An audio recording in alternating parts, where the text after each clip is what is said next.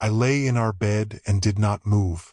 My breathing was slow, measured, convincing. My body was a sculpture of unconsciousness, heavy against the dark silk sheets, one arm curled beneath my chin, my face slack, my lashes still against my cheekbones. 2 years of marriage had taught me exactly how Arnaud Grolman looked at a sleeping woman. I knew the precise angle of his gaze.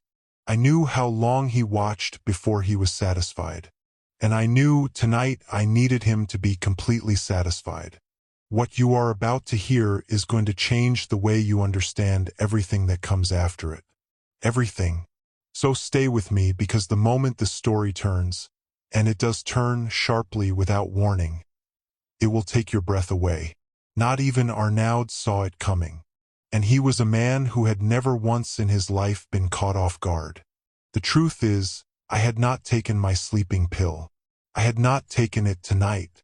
I had not taken it for the past 11 nights.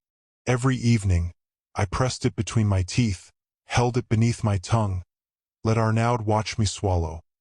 Watched his broad shoulders drop by exactly 1 degree when he believed I was medicated. Watched the tension leave his jaw the way it never left during our waking hours. And then I slipped into the bathroom, spat it into my palm and flushed it away.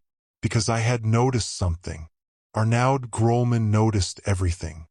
He was a man built from precision and control. He ran the most feared criminal syndicate in the Netherlands from behind a face that could pass for a wealthy architect's. He was careful, always careful. But his one blind spot was me. Or rather, his one blind spot was the version of me he had decided existed. Soft, grieving, medicated, manageable. He relaxed when I slept. Not the ordinary relaxation of a man unwinding at the end of the day. Something more deliberate. Something like relief. And he only made certain calls, had certain conversations, moved to certain corners of our penthouse, after he was sure I was under. That pattern made me suspicious. That pattern made me careful.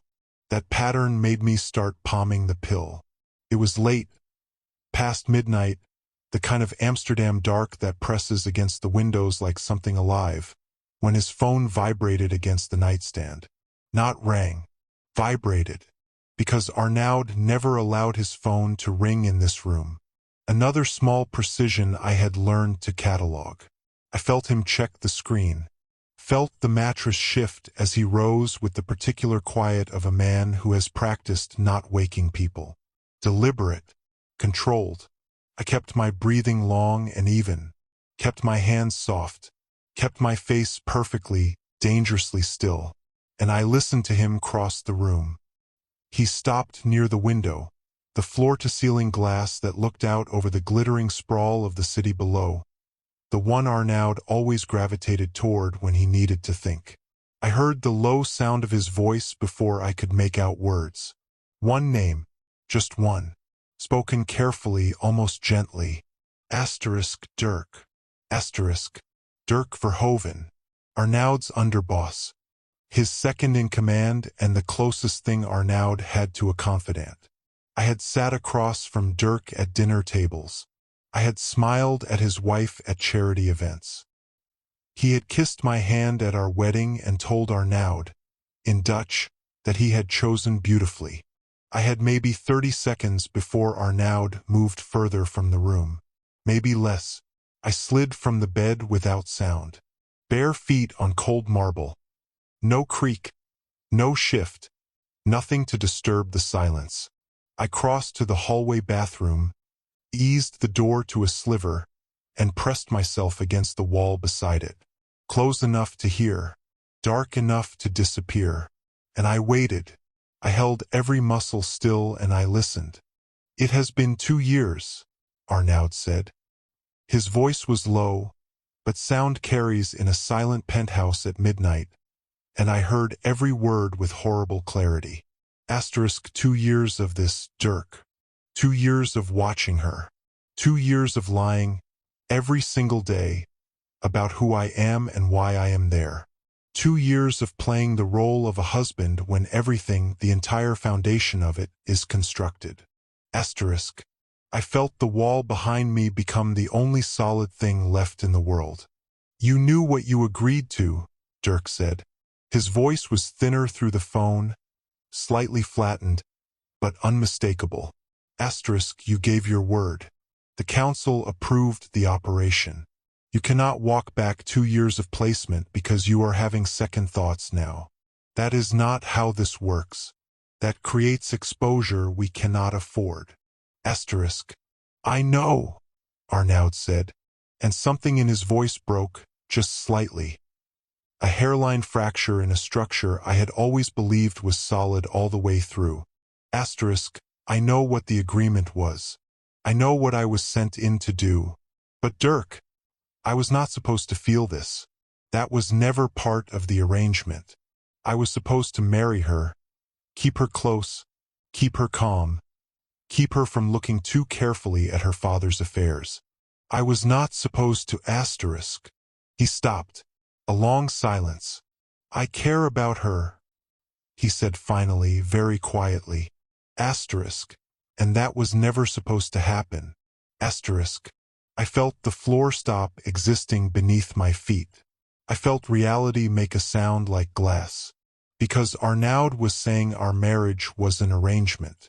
Was saying he married me not out of love, not out of the slow, deliberate courtship I had believed in, but as an operation, was saying something about my father, about keeping me from looking at my father's affairs, and I could not yet assemble the words into meaning, could only press my hand flat against the cold tile wall and keep breathing, keep listening, keep holding myself together by force of will alone. My father, Peter Hogweg, who died 14 months before Arnaud walked into my life. My father, the quiet Amsterdam banker who smelled of pipe tobacco and old paper, who taught me to read financial statements at the kitchen table, who left me letters I still could not bring myself to reread. What could my father possibly have to do with this? Her father?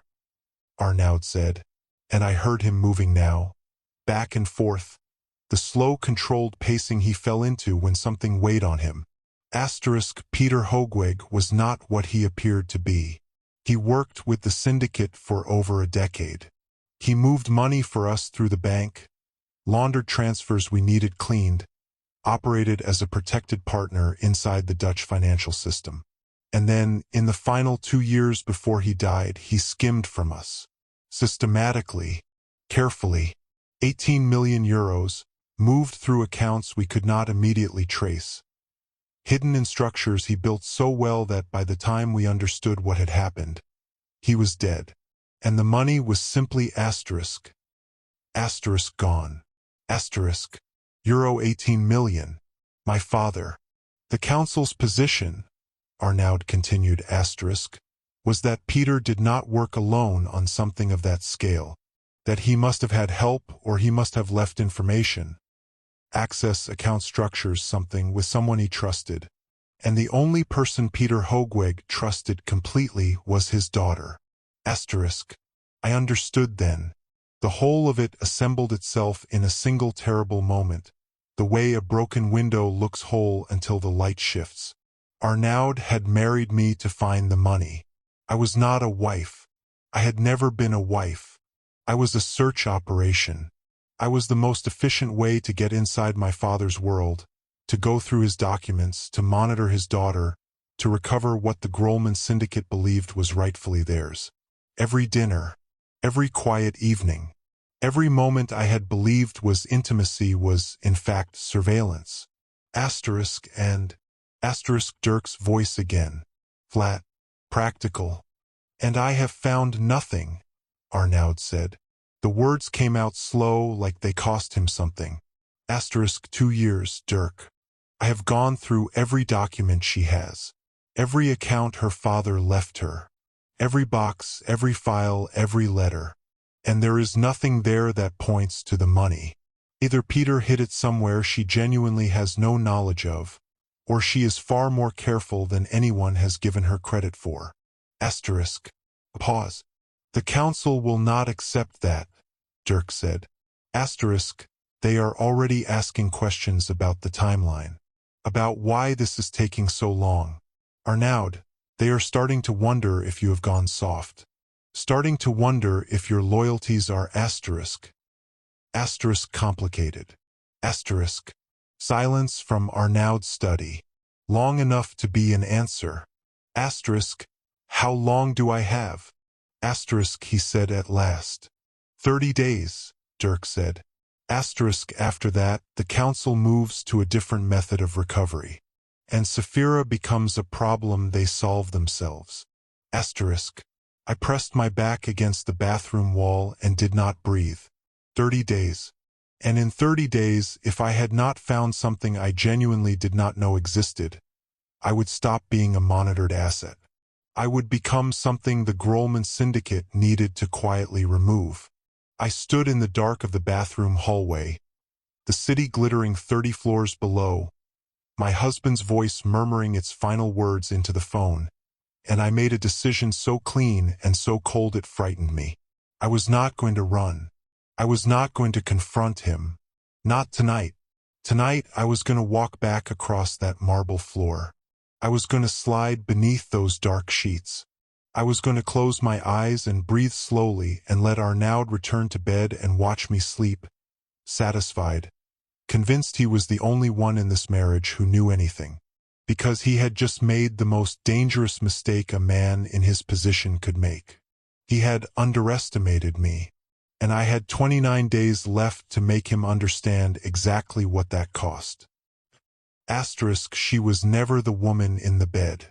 She was the woman who decided what happened next. Asterisk. He came back to bed at 12:43. I know because I had been counting, measuring the minutes the way you measure distance when you are lost, not for comfort but for survival. I heard the study door open, heard his footsteps return down the hall, unhurried.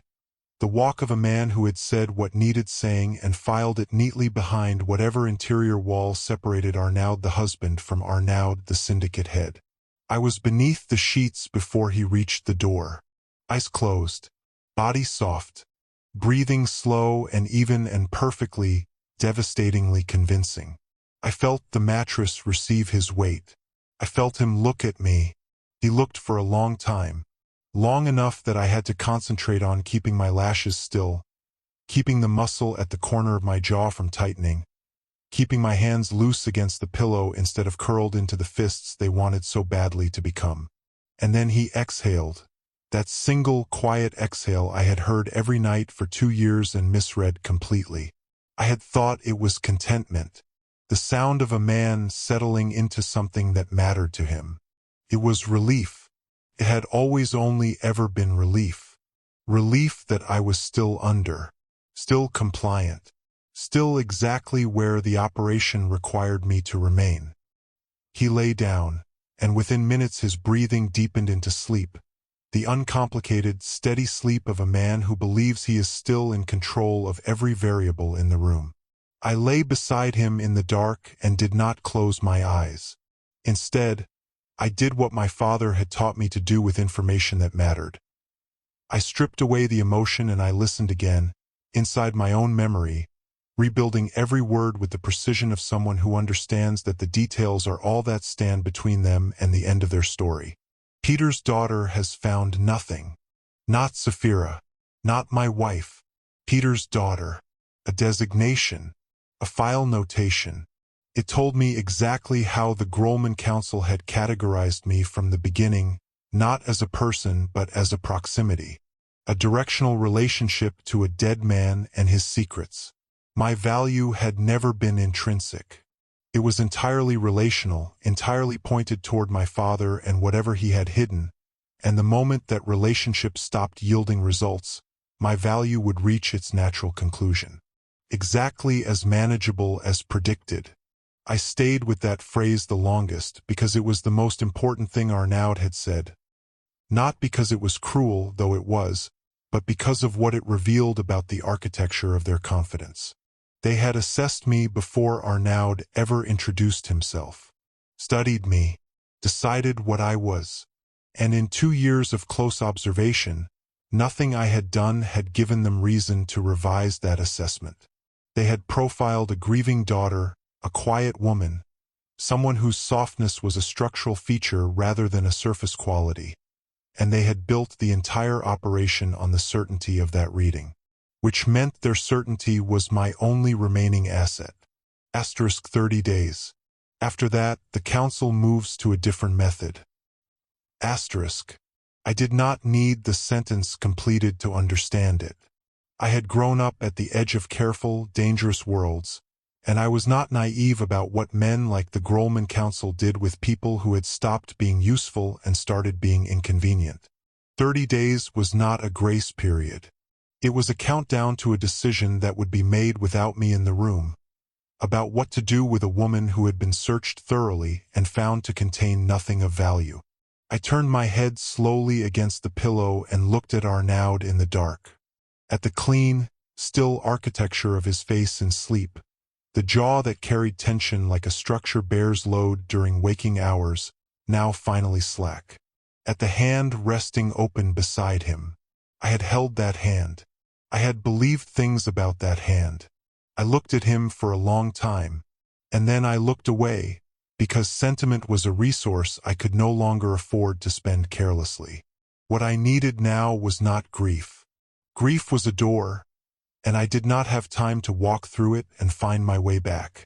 What I needed was the cold, clear-eyed thing that lived on the other side of grief, the part of Peter Hogweg's daughter that had inherited his precision, his patience, his ability to sit very still inside a dangerous situation and think several moves ahead of everyone who believed they had already won. My father had hidden 18 million euros from the most powerful criminal syndicate in the Netherlands. He had done it quietly, carefully, and completely, and somewhere in the life he left behind, I was increasingly certain, he had left me a way to find it first. I had 29 days to prove it. The mornings were the hardest performance. Not because the emotions were difficult to suppress. I had discovered, in the 48 hours since that midnight phone call, that grief and fury compressed surprisingly well under the right kind of pressure. What made the mornings hard was the precision they required. Arnaud was not a careless man. He noticed small things. The angle of a cup on a saucer, a pause that lasted a beat too long, the difference between a woman who was tired and a woman who had not slept. And so I had to be tired in exactly the right way. Slow-moving, soft at the edges, compliant in the particular, slightly unfocused manner of someone who had taken their medication and was still carrying its residue into the daylight hours. I made his coffee. I asked about his morning. I sat across the breakfast table in the pale Amsterdam light and let my eyes go gently, convincingly vacant while Arnaud watched me with the quiet attention of a man monitoring an ongoing operation. I let him see exactly what he expected to see, and the moment he left I began. I started with what I knew, which was, I was rapidly understanding, far less than I had believed. Peter Hogweg had presented his life to me in a particular way, the way a careful man curates what his family sees. The respectable surface, the ordered bookshelves, the banker's hours and the banker's vocabulary and the banker's cultivated reputation for steadiness. He had been a quiet man, precise man, a man who came home for dinner and asked about my studies and smelled of pipe tobacco and never once, in all the years I watched him, appeared to be anything other than exactly what he claimed. But I was Peter Hogweg's daughter, and I had inherited enough of him to know that the most dangerous thing a careful man can do is be too consistent. Consistency, maintained too perfectly over too long a period, stops being a personality and starts being a construction. I pulled out the boxes I had never fully gone through, 3 of them, stored in the back of the bedroom closet, brought from my father's apartment after he died and never opened with anything more than the surface attention of someone too deep in grief to be thorough. Letters, bank statements, old correspondence, a leather-bound diary that I had touched once and set aside because his handwriting inside it had broken something in me and I had not been ready. I was ready now. I read for 6 hours the first night, and what assembled itself from the pages was not the father I had known but the outline of someone operating beneath him, someone careful, methodical, and increasingly afraid. The whispered phone calls I remembered from childhood, the ones he made from the kitchen after he thought I was asleep, speaking in a low voice with the particular controlled tension he only otherwise used during difficult negotiations. Those calls had a context now. I found references to transfers, to account structures with names I didn't recognize, to a network of financial instruments sophisticated enough that my father had clearly spent years constructing them. He had been moving money, large amounts, cleaning it through layers of legitimate transactions, using the bank as cover, using his reputation as insulation. But then something shifted. Around 3 years before his death, the entries changed in character. The precision remained, but something else entered the handwriting.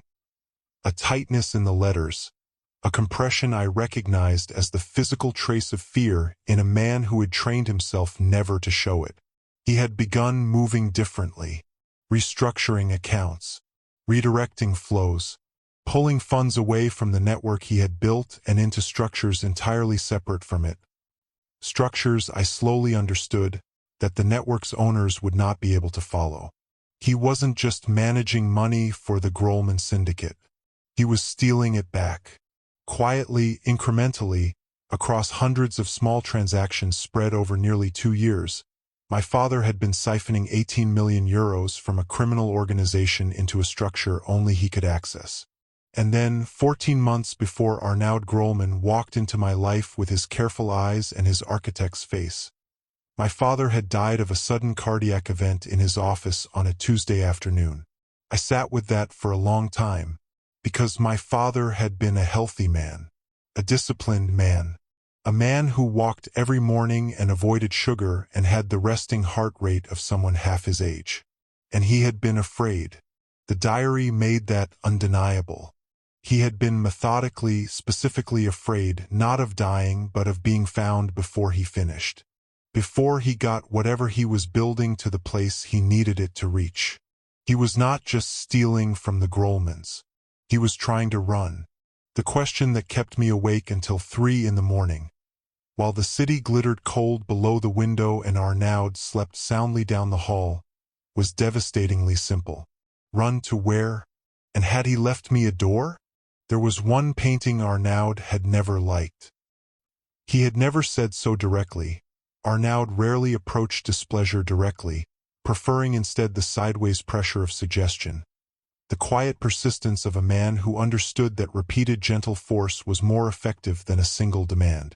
But from the first week I moved into the penthouse, he had looked at it the way he looked at things that did not belong, with a controlled, almost imperceptible tightening around the eyes. A still life, small, unimpressive by any collector's standard. A ceramic jug, 3 pairs, a fold of gray linen rendered in my father's favorite muted palette, ochre and slate and the particular greenish-brown of old canal water. Peter had bought it years ago from a painter nobody had heard of, and he had loved it with the quiet, slightly embarrassed devotion he reserved for things he could not rationally justify. He had left it to me specifically, named in the will with an almost unnecessary precision. The still life with the gray jug, currently hanging in the 2nd bedroom, to my daughter Sapphira without condition. Arnaud had suggested, twice in the first year and once more after that I might get a better price for it than its appearance warranted. An acquaintance, he said, knew a dealer. No pressure. Simply an option worth considering. I had declined warmly each time. I told him it was sentimental. He accepted this with the tolerant patience of a man who had learned to manage his wife's emotional attachments as operational variables. I had kept the painting because I loved my father. I now understood I should have looked at it much sooner. I took it down on the 4th night, a Wednesday, after Arnaud left for what he called a business dinner, which I now understood to mean a meeting I was never meant to know the content of. I carried it to the bedroom, set it flat on the bed under the lamp, and looked at it the way I had been learning to look at everything my father left behind. Not with grief, but with the specific, cold attention of someone searching for what was meant to be found. The frame was old. Dark wood, slightly worn at the corners, the kind of frame that looked original to the piece but wasn't quite. the proportions marginally too heavy, the backing board newer than the painting it held. I noticed because my father had taught me to notice. He had believed that the most important information in any document was never in the body of the text. It was always in the margins, the footnotes, the details that only revealed themselves to people who were looking for something beyond the obvious surface. I turned the painting over. The backing board was secured with small metal clips, the ordinary hardware of a framed print. But in the lower right corner, pressed between the board and the innermost edge of the frame, was a small separation. Not damage, not age, but a deliberate and careful gap, created by someone who knew exactly what they were doing and had done it with the patience of a man who planned for futures he hoped would never arrive. I worked the board loose slowly, set it aside, and there, pressed flat against the back of the canvas itself, held in place by 2 strips of archival tape applied with the neatness of a man who had spent his career handling documents that mattered, was an envelope. Cream-colored, unsealed.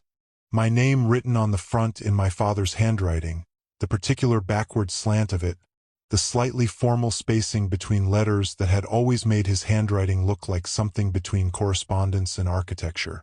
Zafira. Just that. No other marking. My hands were steady when I opened it.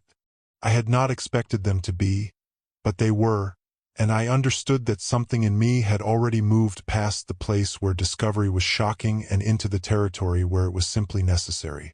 Inside was a single folded sheet of paper. 3 things written on it, spaced deliberately, each on its own line. An address. A street in Harlem I did not immediately recognize. A specific building number and a room designation that meant nothing to me yet. A 6-digit number. And beneath both, in the smaller, slightly looser handwriting my father used when he was writing for himself rather than for presentation, the handwriting of his diary, the handwriting of his fear. Asterisk voor jou, lieverd. Alleen wanneer je klaar bent om dapper te zijn, asterisk. For you, my darling. Only when you are ready to be brave. I sat on the edge of the bed for a long time. The city moved quietly below. The painting lay beside me, its 3 pairs and gray jug entirely indifferent to what had just changed. My father had known. He had known that someday I would take the painting down. Had known that someday the question would become necessary. The search would become urgent. The grief would compress itself into something harder and more useful. Had known his daughter well enough to leave the door precisely where she would eventually think to look for it. 25 days remaining. Tomorrow I would go to Harlem. The bank was the kind of place that did not advertise itself. No logo above the door, no polished signage visible from the street. Just a narrow building on a quiet Harlem canal, its facade the same pale brick as everything beside it, distinguished only by a small brass plate beside the entrance engraved with a name and an establishment date. 1962. Old enough to have survived several reinventions of the Dutch financial system. Old enough to have developed the particular institutional discretion that came from decades of serving clients who valued privacy above interest rates. My father had always appreciated discretion above almost everything else. I had taken the train. Not the car. Arnaud's security team maintained the car, and I had found, in the 5th day of paying careful attention to my own life, a small tracking device fitted to the wheel arch. I had left it exactly where it was and began taking trains, paying cash for the tickets, moving through the city the way my father's diary had taught me he moved in his final years. Quietly, with deliberate irregularity, never the same route twice. The man at the private vault desk asked for identification and the access number. I gave him both. He did not ask questions. The particular, professional incuriosity of someone trained to treat the contents of other people's boxes as entirely beneath his interest. He led me to a small private room, set the box on the table, and closed the door behind him without a word. I sat down. The box was not large. Long and narrow, the standard dimensions, its surface unmarked. I lifted the lid. Inside was a single object. A leather ledger, dark brown, its cover worn at the spine in the way of something that had been opened and closed with frequency over a long period. My father's initials pressed into the lower right corner. Pitch, in the same quiet, unfussy way he had marked everything he considered important. No look, no seal. He had trusted the box to do that work. I opened it. What I found inside was not the handwriting of the man who had written me birthday cards and annotated my school reports in the margins with small, encouraging notes. This was the other handwriting, the compressed, tightly controlled script of the diary, the one that carried fear in its architecture. Columns of figures, dates, abbreviated names rendered in a private shorthand it took me several pages to begin decoding. Amounts transferred, accounts referenced by number only, a financial record so detailed and so carefully maintained that it read less like a personal document and more like evidence prepared for a court that my father had always known might never convene. He had been documenting everything for years. Every payment the Grolman syndicate had made to him, every instruction received, rendered in careful summary. Every transaction he had processed through the bank, the transfers, the layering structures, the accounts he had opened and managed and maintained on the syndicate's behalf. It was all here, dated, numbered, cross-referenced with the precision of a man who had understood from very early on that, if this ever collapsed, he would need to be able to account for every single movement of every single euro. He had built himself a record. And then, in the final section of the ledger, he had built himself an exit. The last 30 pages documented the withdrawal. Transaction by transaction, spread across 19 months, the systematic, almost invisible redirection of syndicate funds into a parallel structure entirely of his own construction. He had been extraordinarily careful. The amounts were always small enough to avoid triggering internal review. The timing irregular enough to resist pattern recognition. The destination accounts buried beneath layers of legitimate corporate structures in jurisdictions the Grolman syndicate had no relationships with. 18 million euros. Moved in pieces. Hidden in plain sight inside a financial system my father understood better than anyone who had ever tried to use it against him. I turned to the final page. The last entry was dated on a Thursday, 3 days before his death. The handwriting was different here, not the controlled professional script of the preceding pages but something rawer, written quickly, the pen pressed harder than usual into the paper as though the words needed to be anchored to something solid. Asterisk, ze weten het. Arnoud Grolleman is aan Safira toegewezen. Ze denken dat ze haar kunnen gebruiken om bij mij te komen. Mijn lieverd. Mijn kind. God vergeve me wat ik haar heb aangedaan door gewoon te bestaan. Asterisk. I translated it in my own head, slowly, though my Dutch was good enough that I did not need to. Asterisk, they know. Arnoud Grolman has been assigned to Safira. They think they can use her to get to me. My darling. My child. God forgive me for what I have done to her simply by existing. Asterisk. I read it 3 times. My father had not died not knowing. He had died knowing everything, knowing about Arnoud, knowing about the plan, knowing that his daughter was about to be used as the instrument of his exposure. He had died with 3 days' knowledge of what was coming and no time left to stop it. But he had left me the ledger. He had left me every name, every transaction, every piece of evidence that would be needed to destroy the Grolman syndicate from the inside out. Packaged with the address and the code, hidden behind the painting he knew I would never sell because he knew his daughter, had always known his daughter, better than anyone in that organization had ever thought to account for. He had not been able to save me from Arnoud, but he had made absolutely certain I could save myself. I closed the ledger, placed it carefully inside my bag, and sat for a moment in the small, quiet room while the canal outside moved gray and indifferent beneath the October sky. Then I stood up, straightened my coat, and walked back out into the world that was trying to swallow me whole. I had 21 days, and now I had everything I needed. I made him dinner that Friday. Not the ordinary maintenance of a shared household, Not the perfunctory meals I had assembled throughout our marriage with the mild, distracted energy of a woman with other things on her mind. I made the dinner my father used to request on the evenings he wanted to mark something without making a ceremony of it. Stoofvlees, slow-cooked for 4 hours, the kitchen warm and deliberately fragrant, the table set with the good linen I had previously only deployed for guests. Candles.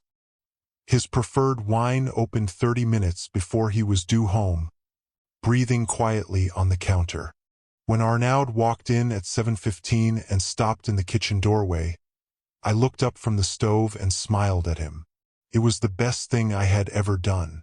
Not because it was easy, because it was not easy at all, and I did it anyway, with such completeness, such warmth at the surface, such carefully calibrated softness in my eyes, that something moved briefly across his face. Something uncertain, almost uncomfortable, the expression of a man whose model of a situation has just produced an unexpected variable. He recovered in under a second. But I saw it, and I filed it away with everything else I was now collecting about him. He sat down. He ate. He told me, in the measured way he shared things, about a meeting, a contact, a negotiation I now understood was syndicate business rendered in the acceptable vocabulary of legitimate commerce. I listened with the warm, slightly uncritical attention of a wife who finds her husband's work impressive without needing to understand it. I asked one question, just one, at exactly the right moment, and it was the kind of question that made him feel both intelligent and generous for answering it. By the time we finished dinner, Arnaud Grolman was more relaxed than I had seen him in 6 months, and I had 17 days left. The financial work happened between 11 at night and 3 in the morning, on a laptop I had purchased for cash from a second-hand electronics shop in Amsterdam-Noord, paid for on a Tuesday while Arnaud believed I was attending a gallery opening. I had created an email address he did not know about, accessed through a VPN routing through 3 separate countries, and I worked with the quiet, methodical focus my father had spent years inadvertently teaching me. People assumed Peter Hoogweg had kept his professional life separate from his daughter. They were wrong. He had simply kept it invisible. From the time I was 12 years old, sitting at the kitchen table while he worked, I had absorbed the vocabulary and the logic of complex financial structures the way other children absorb the rules of games. Not through formal instruction, but through proximity, through questions he answered seriously and completely, through the long habit of a man who believed his daughter's intelligence deserved to be treated as a functional reality rather than a pleasant attribute. I had a degree in art history because I had loved art history, but I had my father's brain, and his brain had always run on numbers. The 18 million euros was already structured. My father had done the difficult architectural work, the layering, the jurisdictional separation, the corporate entities that insulated the funds from direct tracing. What remained was movement, careful, sequential repositioning through a chain of accounts I built from the framework he had left in the ledger, each one opened in a different name, each name drawn from a set of clean identities I had spent the past 2 weeks assembling through channels I would not have known existed if I had not read my father's financial diary with the attention it deserved. I moved the money in pieces the same way he had hidden it. Small enough to be unremarkable, irregular enough to resist pattern recognition.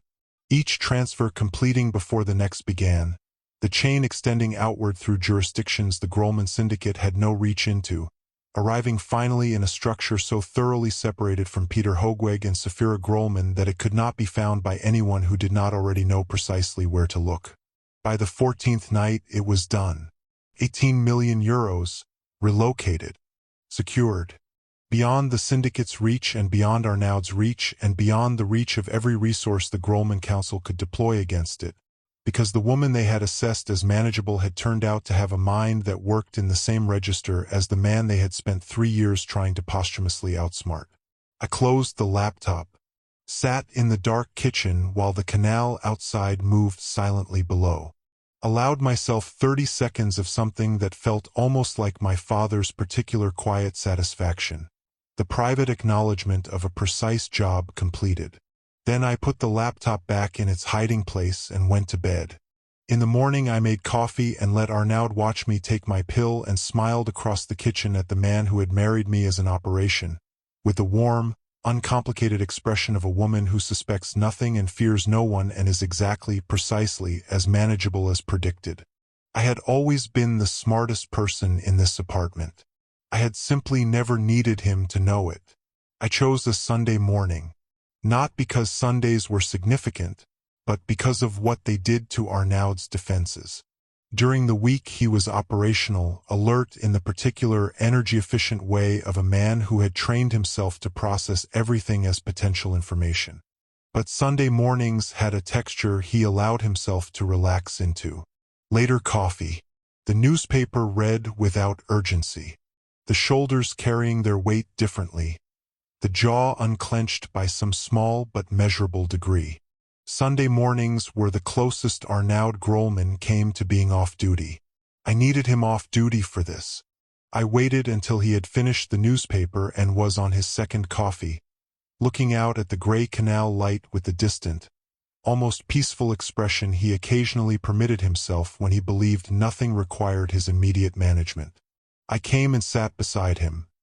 Not across the table, beside him, close enough that the conversation would feel intimate rather than interrogative, and I held a small stack of papers in my hands with the slightly uncertain grip of a woman who has found something confusing and is not entirely sure whether to bother her husband with it.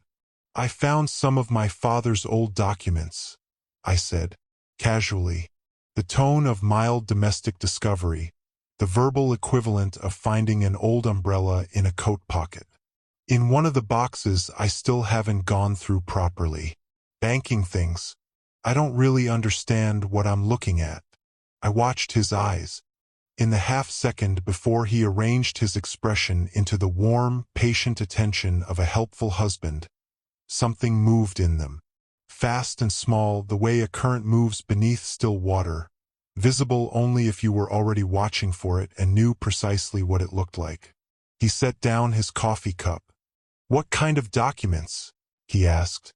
"Account statements, I think. Some transfer records. Old ones years before he died. I don't recognize the account names." I let a small, slightly helpless line form between my brows. "It's probably nothing. He had so many accounts for the business. I just wondered if I should keep them or—" I let the sentence drift, unfinished, the verbal gesture of a woman who does not know enough to know what she is asking. Arnaud looked at the papers I was holding. I had prepared them carefully. 3 pages of genuine but innocuous banking correspondence from my father's estate files. Nothing sensitive, nothing that led anywhere. Dressing for a set that needed to look convincing from a distance. "Let me have a look," he said. I handed them over. Watched him review them with the controlled, apparently casual attention of a man who was actually reading very carefully. He asked 2 questions, both reasonable, both exactly what a helpful spouse might ask. I answered with the slightly grateful vagueness of someone who had come to the right person for guidance. He told me the accounts looked like standard business infrastructure, nothing I needed to concern myself with, probably safe to file away or dispose of. He smiled. I smiled back, and that was the end of Sunday morning. I detected the surveillance within 4 hours.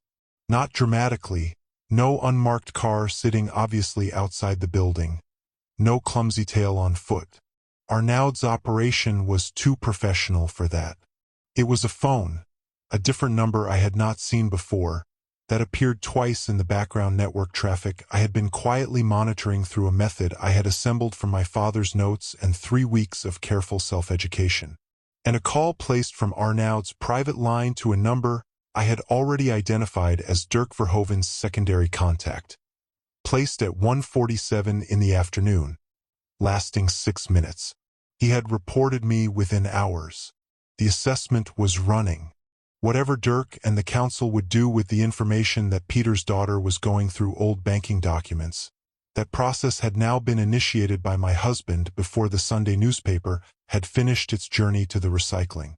I sat with that for an hour, and then I found the other thing, In the same network traffic, buried beneath the call record, was a deletion.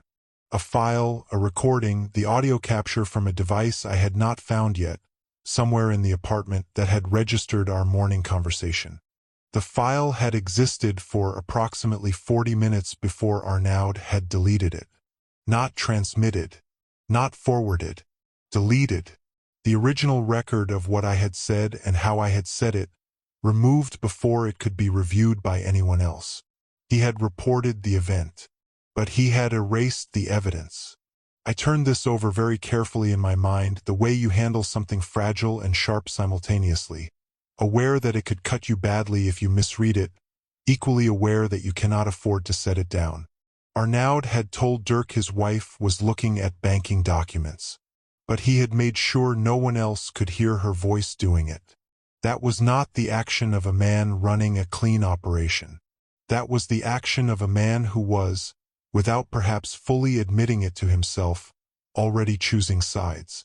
Not consciously, not yet, but somewhere beneath the surface of his professionalism, in whatever part of Arnaud Grollman was still capable of something that functioned like protection, a door had opened a fraction. I filed it away carefully. Not as comfort, I could not afford comfort, but as a variable, pressure point, a contradiction that lived inside my husband like a fault line, invisible and structural, that I now knew exactly where to find. 8 days remaining. I would need it soon. He brought me tea on a Tuesday evening. That was the detail that decided it.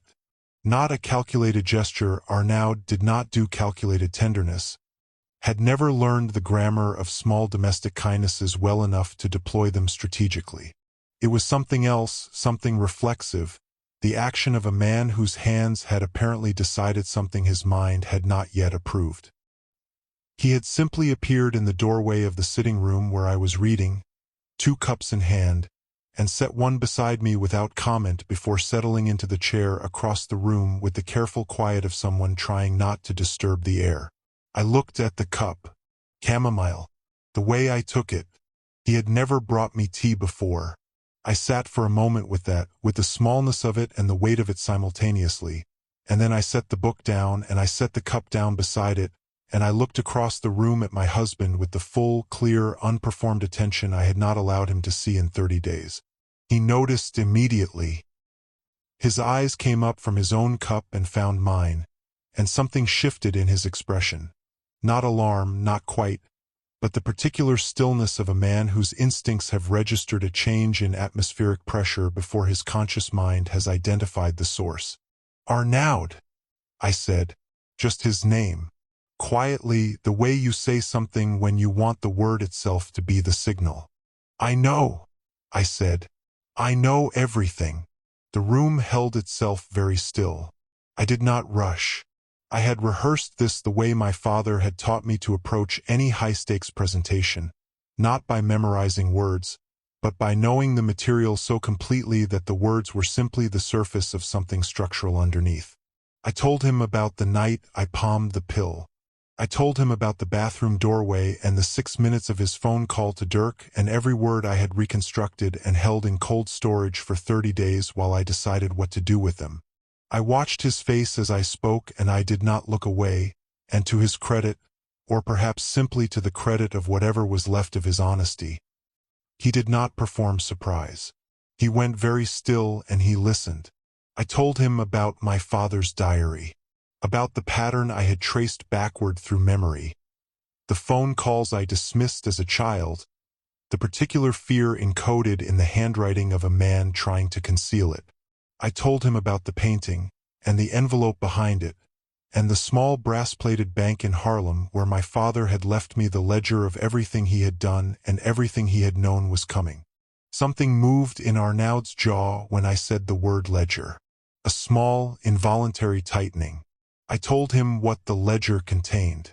Every transaction, every name, every payment made and instruction received and euro redirected through the structures my father had spent nearly 2 years building in secret. I told him the ledger was no longer in the Harlem Bank. I told him it was somewhere the syndicate would not find it, in company with the other materials I had assembled over the past 30 days, network records, call logs, financial documentation that, taken together, represented a complete architectural map of the Grolman Syndicate's financial operations. And then I told him about the 18 million euros.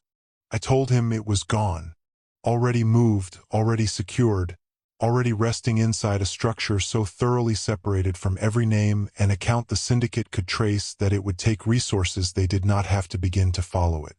I told him the money his organization had spent 3 years and 1 marriage trying to recover was beyond their reach, and had been for 12 days. His cup sat untouched on the side table beside him. I let the silence settle, let him sit inside the full dimensions of it. And then I leaned forward slightly, and I asked the question I had been carrying since the night I read the final entry in my father's diary, the one that had lived in me like a cold splinter, working its way deeper with every day I had smiled across the breakfast table and pretended I did not need to know the answer. Did you know they killed him? The question landed in the room and stayed there. Arnaud looked at me for a long moment. Looked at me, I thought, possibly for the first time with nothing between us, no operation, no cover, no managed version of himself deployed and maintained. Just a man sitting in the ruins of a construction he had built so carefully, being looked at by the woman who had been inside it the entire time and had seen every beam and joint and deliberate deception from the inside. No, he said. One word. Low and undecorated. I knew your father was the target of a recovery operation. I knew he died before it concluded. He paused. The pause had weight. I was told it was natural causes. I accepted that because accepting it was operationally convenient. Another pause, longer. I have not let myself think carefully about what that acceptance meant. He looked down at his hands. I think, he said quietly, that I have not let myself think carefully about a number of things. The city moved below us, indifferent and continuous. I watched my husband sit with the particular stillness of a man who has just heard the floor described as something other than solid, and who is now deciding, in real time, whether to reach for the wall or let himself fall. I waited. I had learned in 30 days how to wait. The summons came on a Thursday, not a request. Arnaud did not receive requests from the council. None of them did, regardless of rank or blood relation. What arrived at 9:14 in the morning was a message of 4 words from a number I had already catalogued in the network records. Asterisk tonight. 8 o'clock. Warehouse. Asterisk. I watched him read it from across the kitchen. Watched the particular quality of stillness that moved through him, different from his ordinary controlled calm, which was the stillness of a man choosing not to move. This was the stillness of a man who had just understood the shape of what was coming and was doing the rapid, private arithmetic of someone calculating odds. He set his phone face down on the counter. I have a meeting tonight, he said. All right, I said. He looked at me for a moment with an expression I could not fully read. Something behind the eyes that was not quite an apology and not quite a question. Something unresolved that he did not yet have the language for. Then he nodded once, in the way he acknowledged things he intended to think about privately, and he left for his office. I spent the day preparing. Not packing. There was nothing in this apartment I needed. Nothing that contained more value than what I was carrying in my head and in the encrypted files distributed across 3 anonymous servers in 2 countries. I sat at the kitchen table and I ran through the architecture of everything I had built over 30 days, checking each element the way my father had taught me to review a financial structure before committing. Looking not for what was there but for what might be missing, for the gap that only revealed itself when you looked at the whole from the outside. Everything held. Arnaud left at 7:30. He paused in the doorway of the sitting room where I was reading, or appearing to read, and he stood there for a moment longer than leaving required. I looked up. He looked at me with that same unresolved expression, the one that lived in the space between who he had been for 37 years and whoever he was in the process of deciding to become. I'll be back, he said. I know, I said. The warehouse was in the Port District. I knew this because I had been tracking his movements for 11 days through a method simple enough that its effectiveness was almost insulting to the sophistication of the organization that had failed to account for it. I did not know what was said inside. I would piece it together later from what came after, from the compressed account Arnaud gave me in the car in the dark hours of early morning. His voice flat and precise in the way it became when he was describing things he needed to report accurately before he could afford to feel them. His father had chaired the meeting. Willem Grolman, 71 years old, who had built the syndicate from a Rotterdam Street operation into an international financial network over 4 decades, who had never once in that time accepted a loss he did not eventually recover, who had looked at his son across a warehouse table and presented the situation with the clean, affectless clarity of a man for whom sentiment had always been a liability to be managed rather than a feature to be accommodated. The council had reviewed the timeline. The council had reviewed the surveillance. The council had concluded that Arnaud's operation had been compromised, that the wife had information she should not have, that the money was no longer where it should be, and that the only remaining path to recovery ran directly through Safira Hogweg. Bring her in, Willem had said. Tonight, whatever is required. The table had waited. Arnaud had sat for a long moment in the particular silence of a man reaching the bottom of an arithmetic problem and finding the answer unacceptable. Then he had pushed back his chair, stood up, and walked out of the room without a word spoken and without looking back at his father's face. He called me from the car park outside. One ring before I answered. We leave tonight, he said. That was all. I was already standing. I heard his father's response later, not directly, but through the alert that appeared 40 minutes after Arnaud's call, on the monitoring system I had maintained for 3 weeks. A message distributed to 6 numbers I had identified as senior syndicate operatives, originating from Willem Grolman's personal line. 8 words. Asterisk Arnaud is no longer family. Find them both. Asterisk. No elaboration. No procedural language. 8 words that meant, in the operational vocabulary of the Grolman syndicate, that his father had looked at the son he had raised and deployed and trusted with the family's most sensitive operation, and had closed the account without sentiment and without hesitation. I read the message once. Then I picked up the bag I had packed 6 days ago and I walked to the door and I waited for my husband, the man who had married me as an assignment and was about to lose everything he had ever built because of a cup of chamomile tea and a question asked quietly in a still room, to come and collect me from the life we were both about to leave behind forever. He arrived in 11 minutes. He did not look like a man who had just been disowned and marked for death by his own father. He looked like a man who had made a calculation and found, at the end of it, an unexpected clarity. Ready? He said. Since before you were, I said. And we left. We crossed into Germany at 3:17 in the morning.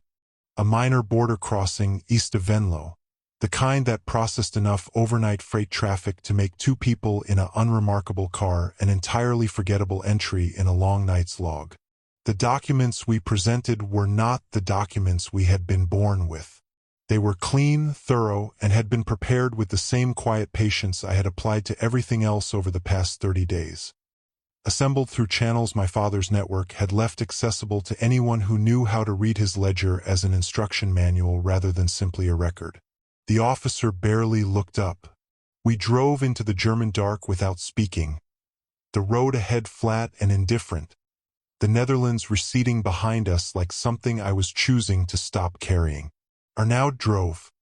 He had driven the entire way, through the city, through the flat northern landscape, through the hours of deliberate route changes and 2 vehicle switches that had been built into the exit plan I had prepared and not told him about until we were already moving through it. He had taken each instruction without question, which told me something about where he had arrived inside himself. We stopped once, at a petrol station outside Krefeld. Coffee from a machine, consumed in the car in silence. The sky beginning to suggest, very distantly, that morning existed somewhere ahead of us. It was somewhere in that gray, suspended hour that he asked, How do we stay safe? He said it without looking away from the road. Practical, precise, the question of a man who understood operational problems and wanted to understand the one he was currently inside. Your father's evidence keeps the money protected, but the council doesn't know about the ledger yet. When they find out, and they will find out, Willem will deploy everything he has. We need more than distance. I know, I said. I opened my phone. What I showed him was not complicated to look at. 3 entries, each with a name, an anonymous legal entity registered in a different jurisdiction, each one managed by a different law firm with instructions they had already received and confirmed, each one holding an encrypted parcel they had been told to protect and release under a single specific condition. 3 parcels, I said. Each one contains the complete Grolman financial architecture. Every account structure, every transaction record, every corporate entity, every name, from the founding of the syndicate to the most recent quarter. Built from my father's ledger and cross-referenced with the network documentation I assembled over the past 3 weeks. Arnaud looked at the screen for a moment without speaking. The first parcel releases to Europol's Financial Intelligence Unit, I continued. The second to the Dutch FIOD. The third to 2 investigative journalists, one in Amsterdam, one in Brussels, who have been covering organized crime in the Netherlands for the past decade and will know exactly what they are holding. What triggers the release? He asked. His voice was even, careful. A check-in, weekly, from both of us. A specific sequence through an encrypted channel to each of the 3 firms simultaneously. If either of us misses a single weekly check-in, for any reason, without any exception, all 3 parcels release automatically within 24 hours. I let that settle for a moment. The council cannot make us disappear quietly. There is no version of that outcome that does not also destroy everything Willem Grolman spent 40 years building. Every account frozen. Every name on record. Every financial structure they have ever used, laid out for the people whose entire professional purpose is to dismantle exactly that. The road ran ahead of us, straight and empty. When did you build this? He asked. The framework? Within the first week. I finished the documentation on the 11th night.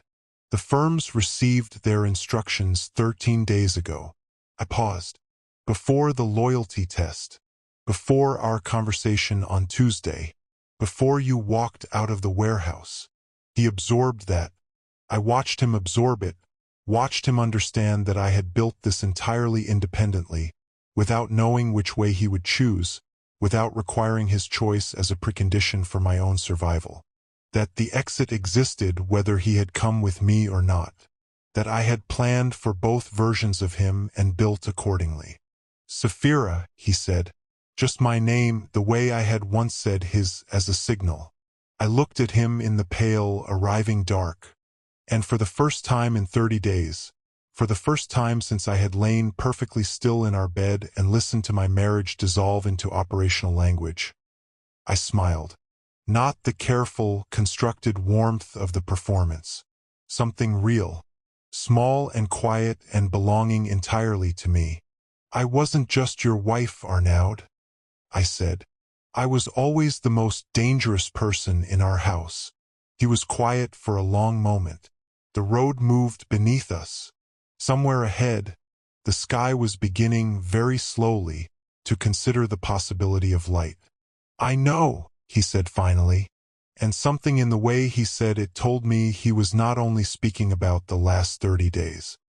He was speaking about the Sunday mornings and the chamomile tea and every small moment he had spent looking at me across the careful construction of our life together, feeling something he could not operationally justify and choosing each time not to examine it too closely. He had always known, on some level he had not permitted himself to access.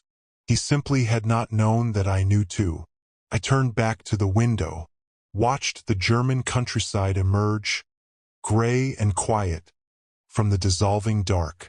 Somewhere in 3 jurisdictions, 3 firms were beginning another ordinary working day. unaware that the documents in their care represented the most consequential insurance policy ever assembled by a woman who had spent 2 years being systematically underestimated. My father had tried to run and run out of time. I had run with 26 hours to spare, 3 parcels in place, and the most dangerous criminal syndicate in the Netherlands effectively held at a distance by nothing more than a weekly calendar reminder and the complete architectural record of everything they had ever done. Peter Hoogweg's daughter. He would have been, I thought, extremely proud. Show your respect by hitting that like button, subscribe to join the family, and drop a comment below to let the commission know your thoughts on today's hit.